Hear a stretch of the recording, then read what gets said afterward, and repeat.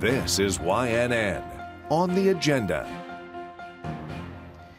The headline from last week's Republican primary runoff was Ted Cruz's overwhelming victory in his campaign against Lieutenant Governor David Dewhurst.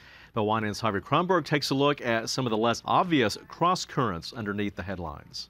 Politics is rarely what it seems, so let's consider some of the election takeaways below the surface.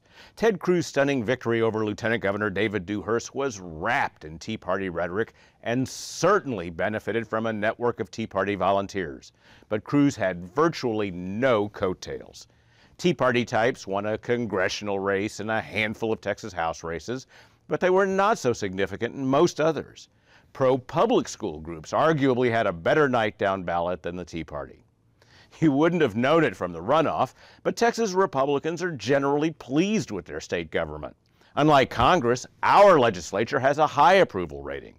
Nevertheless, Democrats in the Texas House were decimated in 2010 in an anti-Obama backlash, and the Cruz runoff campaign beat Dewhurst based not on his Texas performance, but anger at Washington incumbents. Going into this next legislative session, Governor Perry finds himself having been rejected by voters twice, first in the presidential primaries and second in his full-throated effort for Mr. Dewhurst. Obviously, Governor Dewhurst walks into the first day of the legislative session as damaged goods, facing a Senate long impatient with his leadership style. And it also doesn't help that most Republican senators were embarrassed by endorsing him. Only Speaker Joe Straus looks stronger going into the next session. Sure, there will be a lot of ugly things said about him by Tea Party types before he's re-elected as Speaker.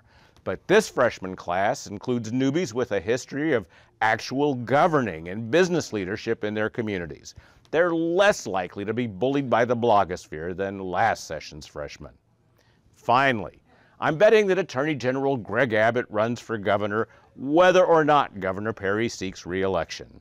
Land Commissioner Jerry Patterson and others will run for lieutenant governor whether or not Mr. Dewhurst retires. The next session of the legislature will be dominated by positioning for the 2014 primary. Destabilizing? Yes. But what fun. And that's what's on the agenda. I'm Harvey Kronberg, and you can find me at quorumreport.com.